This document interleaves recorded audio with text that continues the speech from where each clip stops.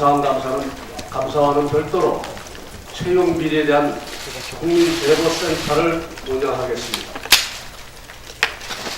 여기에 대해서 정보를 가지신 분들, 억울한 일을 당하신 분들, 많은 제보를 해주시기 바랍니다. 우리 자유한국당이 어떻게 해서든 이 문제를 앞서 말씀드린 것처럼 중앙정부와 지방정부 그리고 노조가 합작을 한 권력형 비리로 간주하고 철저히 파헤쳐 나가겠습니다. 감사합니다.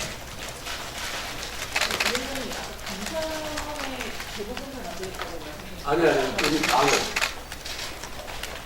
우리 당의 제보센터를 아마 사무총장이 자세히 이야기를 하겠습니다만, 제보를 이 기회에 이런 일이 여기만 있지 않을 것이다.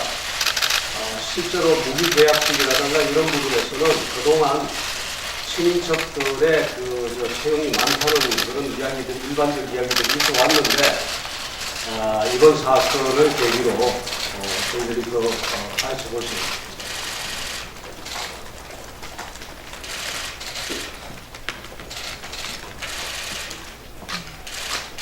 위원장님, 그러면 구체적으로 사업 조처에 대해서는 친인척 채용자들은 다 채용이 신뢰자들 다 보시는 거예요?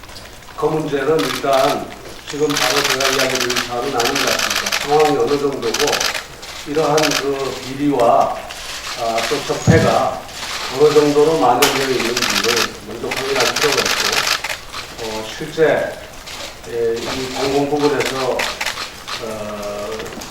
또 어떤 메커니즘을 통해서 이런 일들이 일어나고 있는지를 먼저 파악할 필요가 있습니다.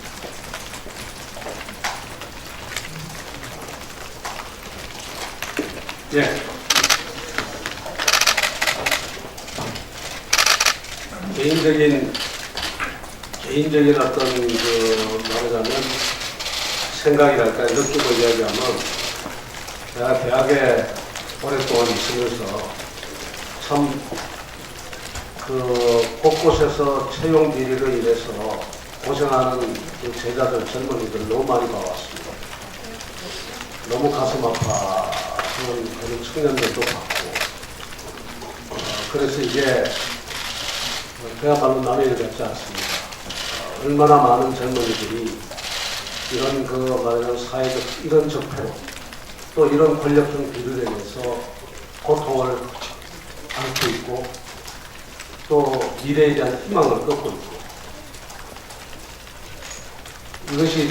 이런 비리는 단순히 그냥 비리가 아니고 이것은 그야말로 우리의 미래를 그대로 송두리째 갉아먹고 우리의 미래 기반을 갖다가 훼손시키는 비리거든요. 이런 것은 용납돼서는 안 된다고 생각하고, 또 하나는 이러한 관행을 정말로 모르고 있었을까?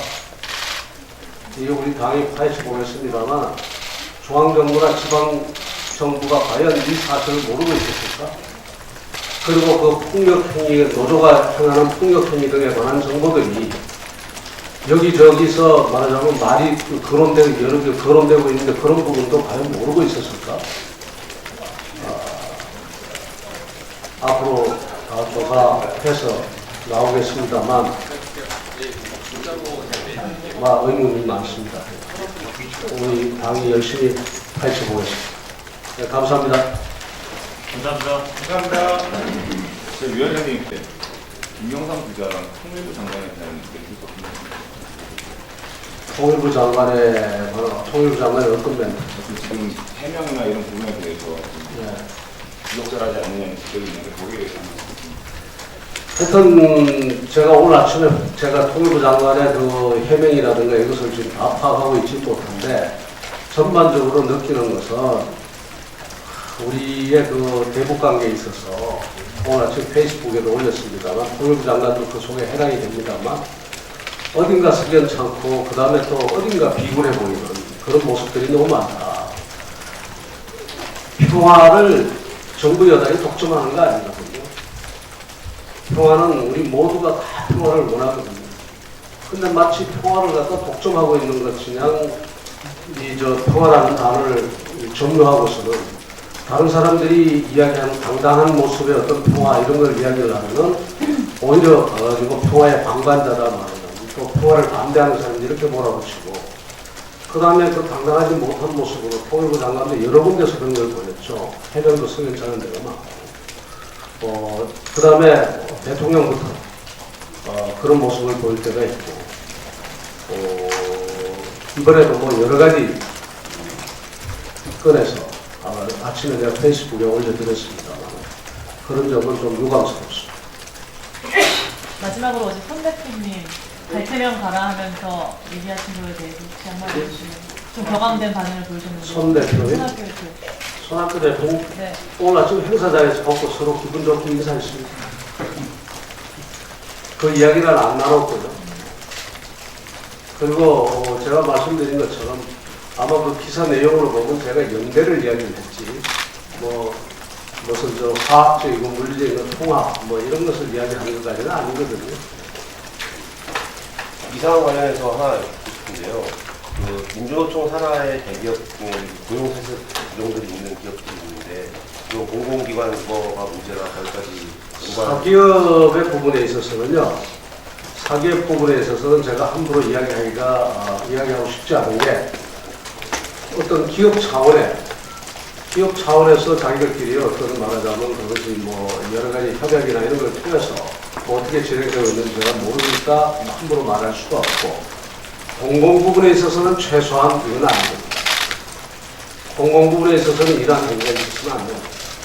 그래서 이 공공 부분에 대해서 오늘 집중적으로 몇 년 전에도 이런 얘기가 있었는데, 그래서 저희들이 국감 때 한 취재를 해보니까 어떤 공공기관의 직원이 죽었는데, 산재로 죽었는데 보상을 부인이나 아들을 채용해주는 방식으로 무리하게 채용해주고, 아마도 지금쯤에 그 사람들이 정규직으로 전환됐었거든요. 이런 문제는 어떻게 이야기되냐? 그런 부분은 아마 그런 부분에 있어서 그 죽음의 원인이 어디에 있었던가, 또 죽음이 어떤 내용인가 이런 것이 굉장히 중요하겠죠. 말하자면 그 어떤 그 죽음이라는 것이 정말 회사를 위해서, 또 그다음에 우리가 공익적인 그런 직무를 수행하다가 죽은 경우에 뭐 여러 가지 회사 차원에서의 배려가 있을 수 있다고 생각을 합니다. 그것이 이제 채용이 됐든 뭐든 간에. 그러나 지금 이 건은 전혀 다른 내용의 건이라는 것을 아마 금방 아실 겁니다. 한국 이런 문제를 발표한다. 그런 문제에 대해서도 아마 회사 차원에서 스스로 규칙을 마련해야 되겠죠. 그런 부분에서 어떻게 한다는 규칙을 마련해서 해야 되겠죠. 민간 부분에서는 사실은 그런 일들을 우리가 흔히 볼 수 있습니다. 저는 그것까지 욕하고 싶지는 않습니다. 예를 들어서 회사 업무와 관련해서 정말 하다가 산재를 입어서 불구가 됐다든가 이런 경우에 그 식구들에게 좀 우선 배려한다든가 이런 것은 좀 얼마든지 그 회사의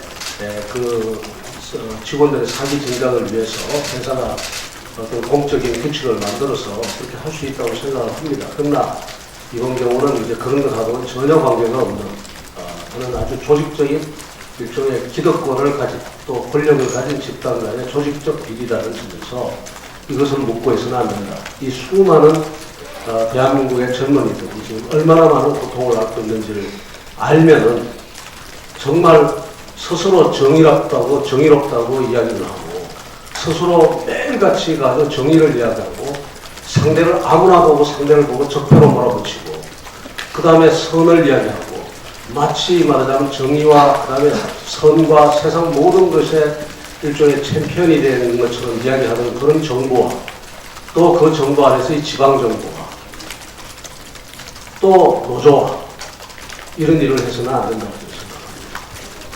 이렇게 하면 정의라는, 저스티스라는 그 정의라는 관념 자체를 오염시키는 거죠. 예, 그만하겠습니다. 이게 아직 교통공사 쪽에서 그 해명 자료가 안 나는데 제가 오늘 이렇게 이야기하는 거는 제 나름대로 그동안 이것이 지금 하루 이틀에 걸쳐서 당이 조사한 것이 아니고 지금 최소한 거의 1년 6개월 이상, 1년 가까이 지금 우리 당의 부사진들이 지속적인 여러 가지 그 노력을 통해서 확보한 자료가 있고, 그 다음에 아까 제가 일부는 영상 자료까지 제가 확인을 했기 때문에 제가 드리는 말씀입니다. 그러니까 교통공사 쪽에 전화를 해보니까 김현태 사무총장님 말씀하신 거 11.2%를 전수조사를 막은 게 아니라 전 그 직원의 15,000명에 대해서 11.2%를 조사했다고 해명을 하더라고요. 숫자에 그러니까 다른 분은 제가 지금 이야기 드릴 사안은 아니고 사무총장님께 확인을 하십시오만은 응답자 중에서 11%인가? 11% 정도가 응답을 했는데 제가 알기로는 노조 차원에서 응답을 하지 말라는 말하자면 조합원들에게 응답을 하지 말라는 그러한 요청이 있었던 걸로 저는 알고 있습니다. 그러니까 그 모든 문건과 자료들은 저희 당에서 다 확보하고 있고 제가 다 확인했기 때문에 이야기드립니다.